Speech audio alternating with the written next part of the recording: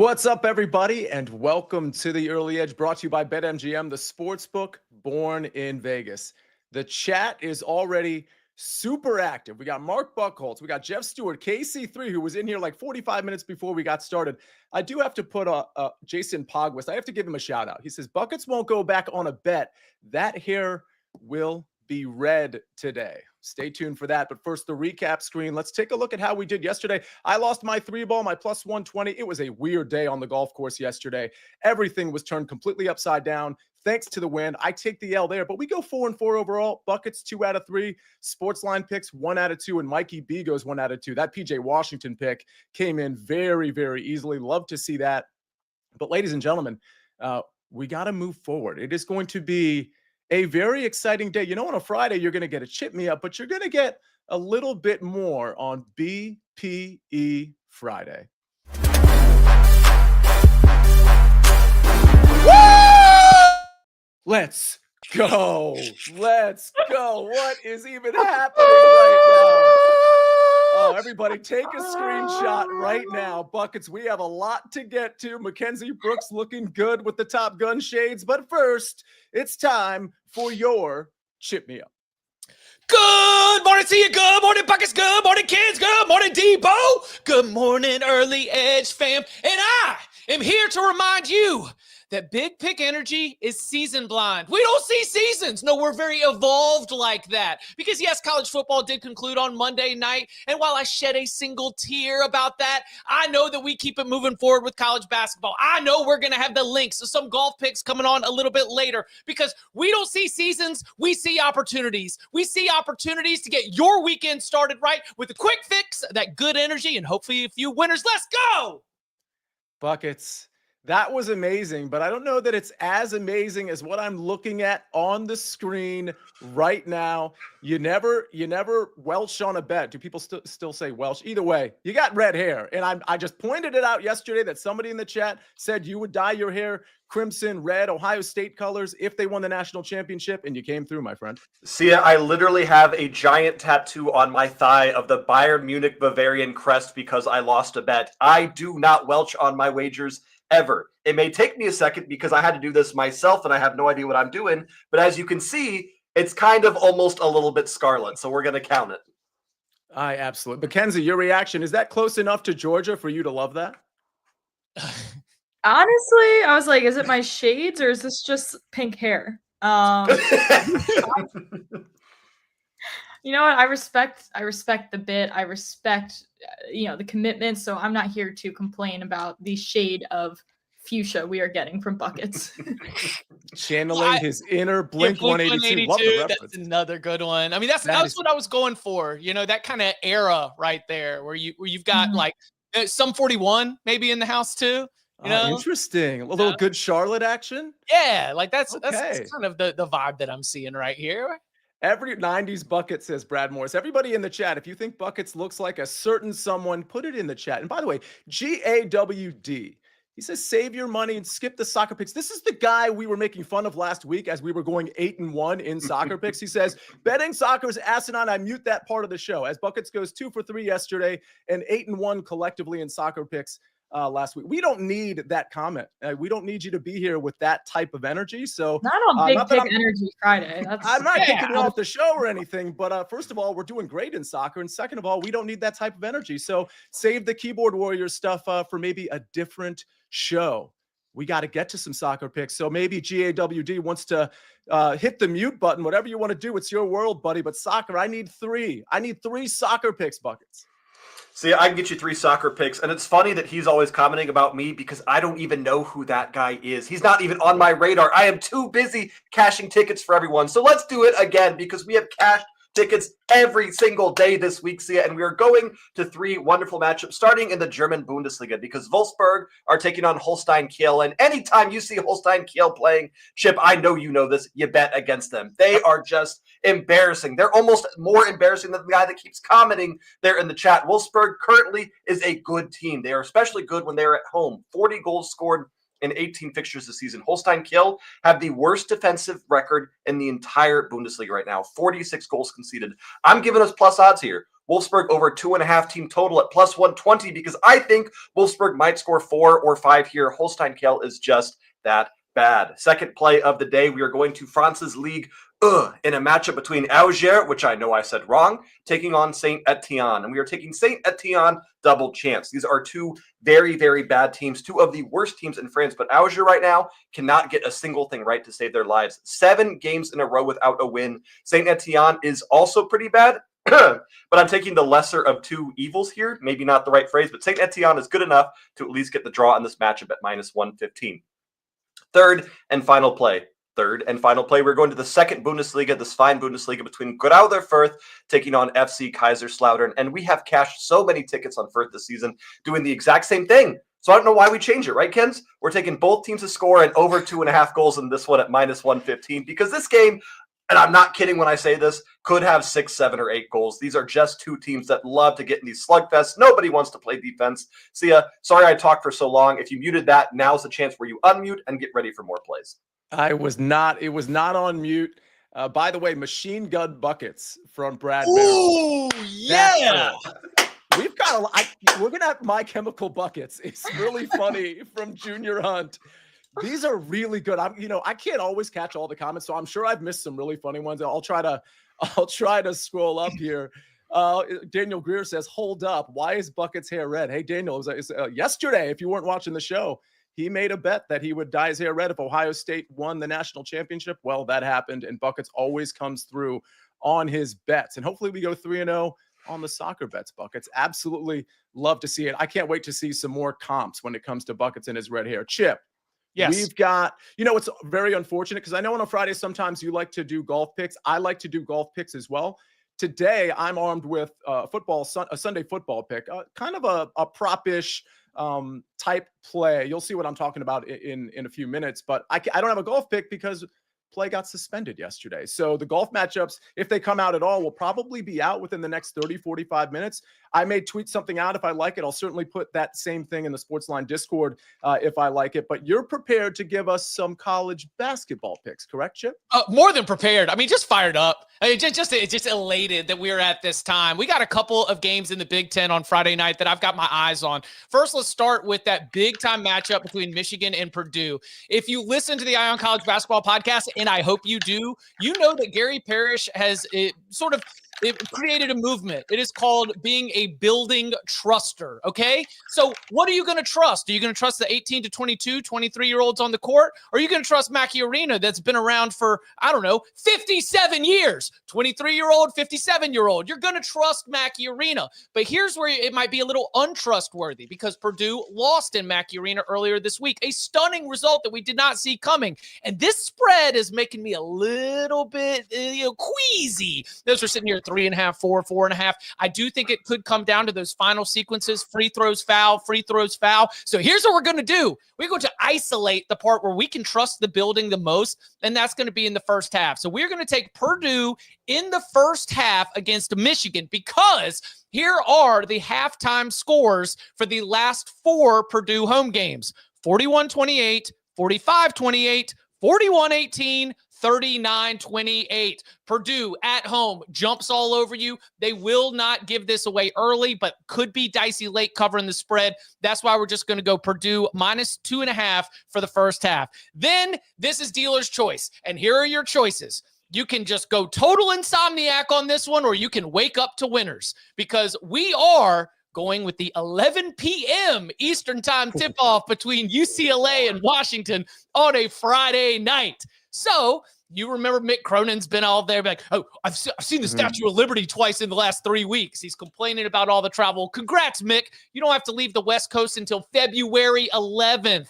And this UCLA team, last 2 games out, ever since he tore into his team, has actually put together their best offensive performances of the whole daggum season. Washington is a team that has really been giving up a lot of 2-point field goal percentage defense in conference play is the worst in the conference. Number 18 of 18 in the Big Ten. I think that's where UCLA is going to be able to score. They're going to be able to score efficiently. We're going to go UCLA team total over 71.5. They have flown over this number in the last couple games. They've eclipsed it in 3 of their last 5 in total, including a couple of losses there. So we go Bruins, keep the good winning ways going. I think they get over 71.5 late night in Seattle.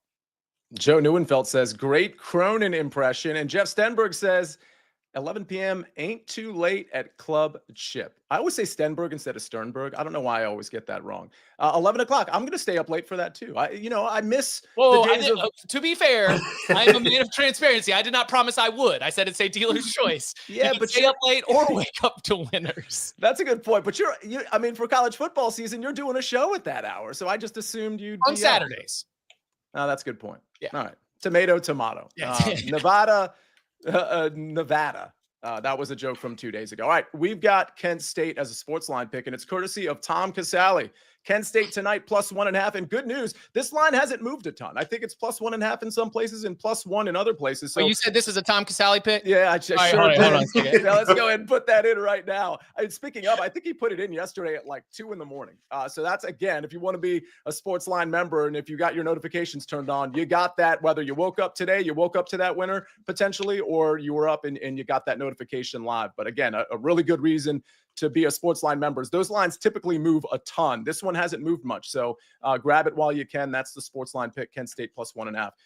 Well, we've got a BetMGM promo I need to read to you. You've heard it before, but you only got a few days left to make these bets, or at least buy into this promo. And by buy in for $0, because it's free to play. Think you know playoff football? Prove it in BetMGM's free-to-play game. For each round of the big game of the playoffs, you have the opportunity to answer 3 historical playoff football questions. If you answer all 3 correctly, you'll win a share of $1 million in bonus bets. Now, we're on the 3rd entry period, which is $500,000 up for grabs. 3 questions about conference championship games with $500,000 in bonus bets, again, up for grabs. How it works: access the $1 million playoff football challenge promotion at BetMGM.com and or the BetMGM app. Answer the 3 questions per round during the big game of the playoffs. If you answer all 3 questions correctly, you'll win a share of bonus bets for that playoff round.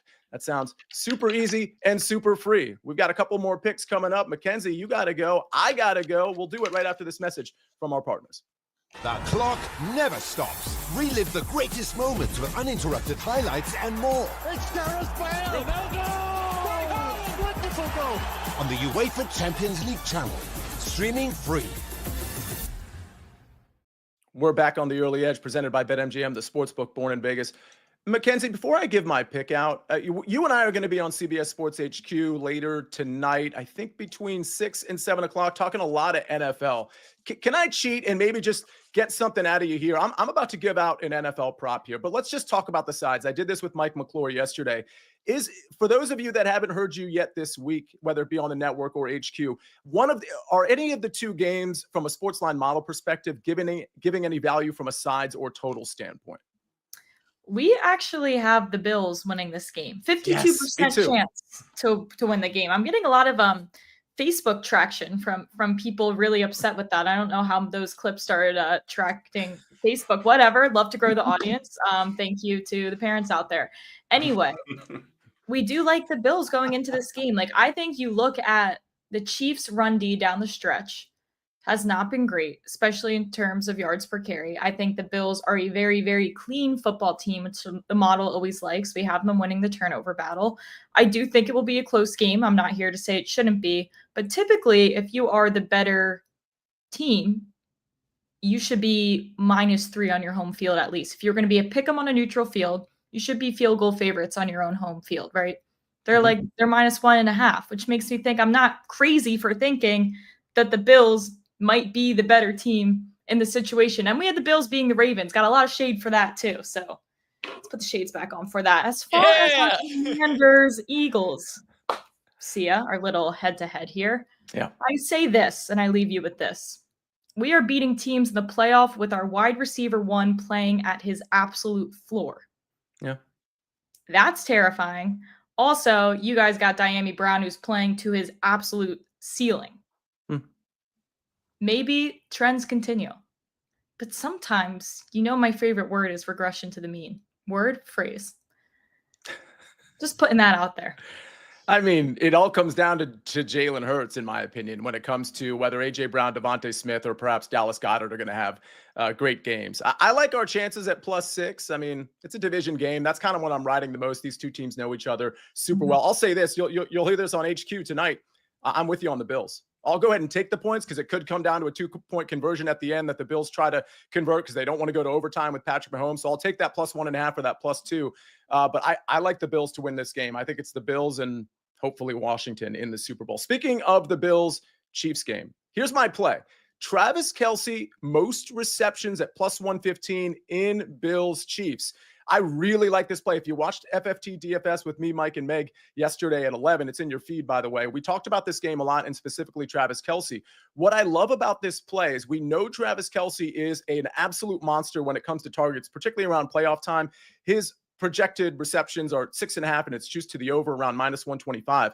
We know that Khalil Shakir is the guy for the Bills, but he doesn't get enough receptions to topple Travis Kelce here. And frankly, I do think other receivers like Amari Cooper or Keon Coleman or Curtis Samuel, some of those guys will get involved. And if you look at the completions props, Josh Allen versus Patrick Mahomes, we've got Patrick Mahomes at 24.5 completions, which is an absurd number. So much of that gets funneled to Travis Kelce. Yes, guys like Xavier Worthy get involved as well, and maybe Marquise Brown and maybe even Noah Gray. But Travis Kelce will get the lion's share there. I'm getting a plus number on Kelce to lead not only his team, but all teams in this game. So Go it's ahead. both teams? It's both teams, right. Because, I mean, I think if it was just the Chiefs, it would probably be like, -160 is my guess. Right. But yeah, we're factoring in all of the Bills players too. And again, I think Khalil Shakir is the only threat, but I think he falls probably too short of Travis Kelce. So again, I like this number. These are not props I normally take, but I like this number at +115. Mackenzie, any comment there? I have a little creative play that I forgot to mention in this game. I got a lot going on here. So I think if the Chiefs win this game, it's because they do it in close games, right? You're either going to get like killed or you're going to do it in close games. So you can parlay. Actually, no, that's a lie. That's a lie. Don't parlay. You can, if you place a bet on Bills to win by 7-12, it's around a +600 payout. And then Chiefs to win by 1-6, it's +320. You're profiting either way. I have a very hard time believing we see the other version of this story where it's a Chiefs blowout win. Like the Chiefs win in close games or the Bills just smack down. A Thomas Middleditch, if I've ever seen one. Oh, yeah. Let's go. Let's thread in the needle. Let's thread that needle. That's not checkers. Yeah, let's go. That reminds me of when you and McClure did in that college football game. I think it was Auburn, and I can't remember who, where somebody had the first half, somebody had the full game, and it was opposite. Yeah. And you guys hit both. So it's not the same bet, but that's a very interesting bet. Mackenzie, before we get to your two plays, one for today and one for Sunday at 3, Buckets, anything in the chat soccer-wise that you need to respond to? Not soccer-wise. People keep asking me who I think is going to win the Super Bowl, and I don't know who's in it. So we know we've talked about the Bills and Chiefs. So is that what it is? I think one of those is a great option. Okay, let's go. Wait, okay, who's it? Bills and Chiefs on one side, Commanders and Eagles on the other. There's side. 2 games left. That's how they get you. Okay, yeah, you're tricky in the NFL. So I'll answer that question. I'm pretty sure, from what I've heard, and this is just based off of Twitter, right? Doesn't one of the teams have kind of the referees on their side? So shouldn't you just bet them? Yes. Okay, Chiefs. That's my bet then. Yeah, go Chiefs. Chiefs win it all. Interesting. I think the reverse is true. I think the psychology, the refs kind of know it, and they're not going to pull out the flag quite as easily. That's what they want you to think. That's what they want you to think. Mind games. It's like Ken said, chess not checkers, Sia. This all comes down to the officials at the end of the day, I suppose. All right, Mackenzie, you've got a pick for tonight in the NBA, and you've got a pick for Sunday, so you've got the floor.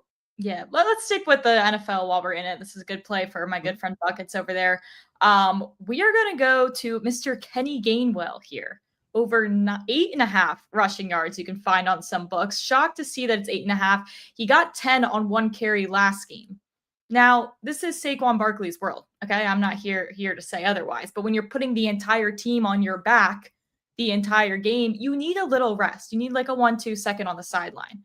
And that's where Mr. Kenny Gainwell comes in, and he is always good for a few yards. I go double-digit rushing yards here, okay? And the Washington Commanders allow 5.1 yards per carry. So yeah, give me 2 carries here. And since October 13th, the over is 10-4. and he did get exactly 10 last week on 1 carry. But you look at the combined, this is where we beat the books here. Odds makers implying there should be around 31.5 carries between Hurts and Barkley, but then also imply 37 carries overall for the Eagles. There's a gap there that my good friend Kenny Gainwell should be filling. This isn't Kenny's game, but he is the backup of all backups. He's going to give my guy Saquon Barkley a little breather after he has a 70-yard run for a touchdown. And that's when we get him. Over 8.5 yards. Moving on. Gain is in the name. Yeah. You need gain yards. I'm surprised he hasn't hit it every time.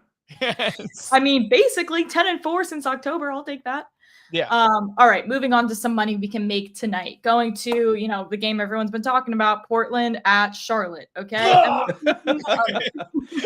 If it didn't get ugly there, it's ugly now. Taking the under on that game. For starters, Brandon Miller out for the season. He averages 21 points. So there goes Charlotte's entire offense, in my opinion. Then you have Portland coming off a back-to-back. Under is 5-2 when they're coming off a back-to-back. And you have Charlotte coming off a day off, but the under is actually 14-7 when they have a day off. So literally nothing about this game screams over to me. Under 5-8 in Portland road games. Under 15-5 in Charlotte home games. You got Portland has like youth and athleticism that they use to tire out teams and play solid defense with our guy Klingon here. So if you want an ugly sweat, if Kenny Gainwell over 8.5 rushing yards wasn't enough, fine. I feed you Portland at Charlotte.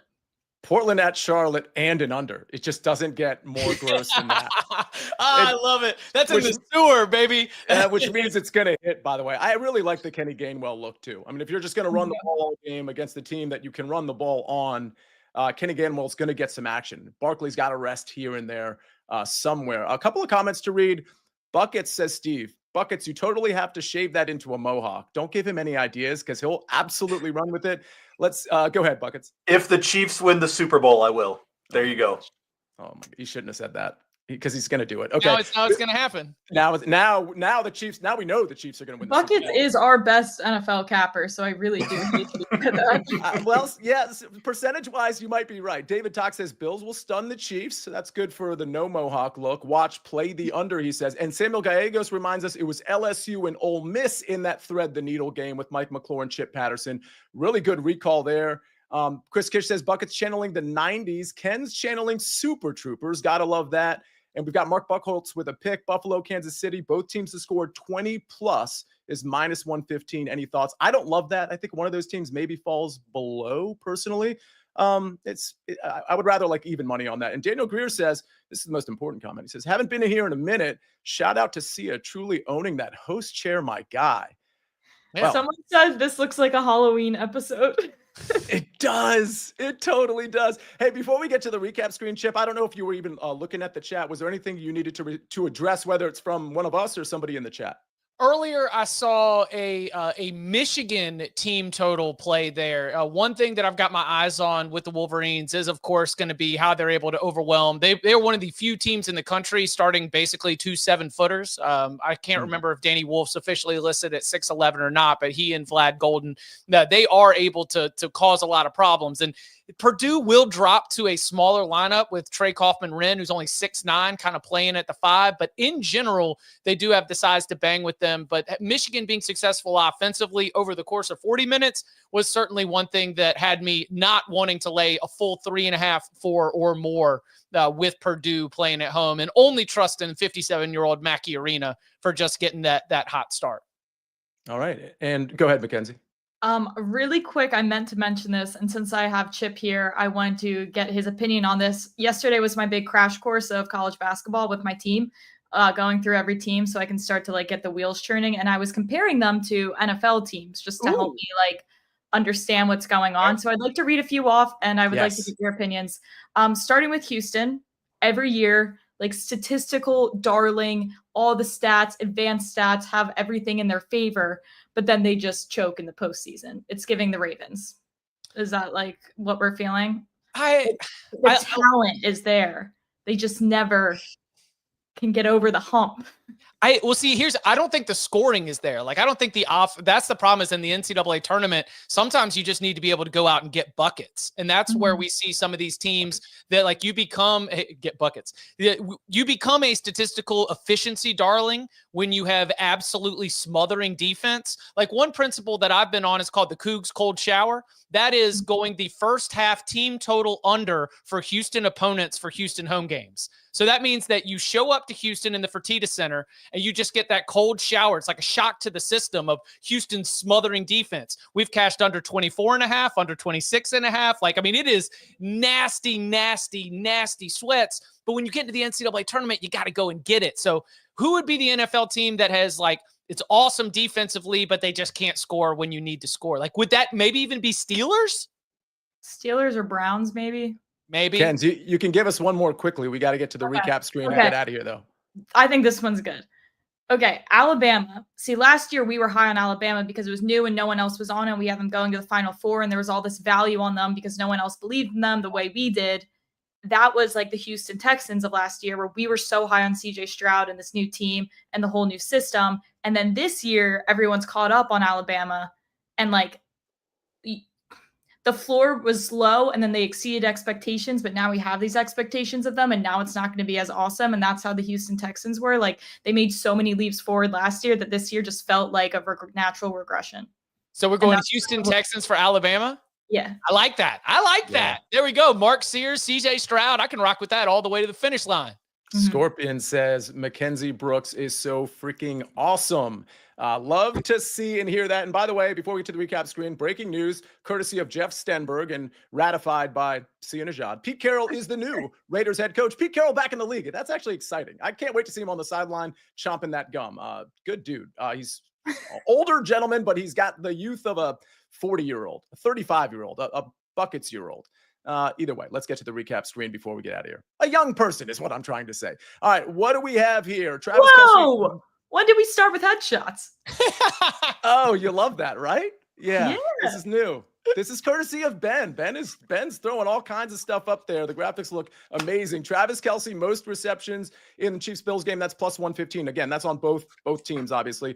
We've got Purdue first half minus 2.5 versus Michigan. That's from Chip Patterson. And UCLA team total over 71.5. That is versus Washington. Mackenzie Brooks. We've got the Blazers and the Hornets under 220.5 points. And Kenny Gainwell over 8.5 rush yards. Okay, Gross. Buckets, you're doing these. You know you're doing these, Buckets. Yep, I'll do these, but just your warning, this is when you want to mute. Right now, mute when I give these plays out. We've got Growther Firth versus FC Kaiserslautern, both teams to score over 2.5 goals. Wolfsburg versus Holstein Kiel, Wolfsburg over 2.5 team total at plus 120. And Auger versus Saint Etienne double chance. See ya. Well, we held you a little bit longer than normal, but boy, was that worth it. Buckets, Mackenzie Brooks, Chip Patterson, absolutely on fire. What a great Friday we're going to have. Let's stay positive. Don't forget the pleases and the thank yous and holding the door open, especially in cold weather where everybody's got that scowl on their face. That, of course, Mackenzie, I know you're not in cold weather, but the rest of the country absolutely is. Let's keep smiling. And don't forget, we're going to have a show for the 2 Sunday games. I believe that's at 2:00. So make sure you got your notifications on for that. We're going to be dealing on Washington, Philly, and of course, Buffalo, Kansas City. Again, let's have a great weekend, everybody. On behalf of Chip, Ken's, Buckets, and Debo on the 1s and 2s today and the 3s and 4s. This is the Early Edge. I'm the Counselor of Cash, and we rest our case.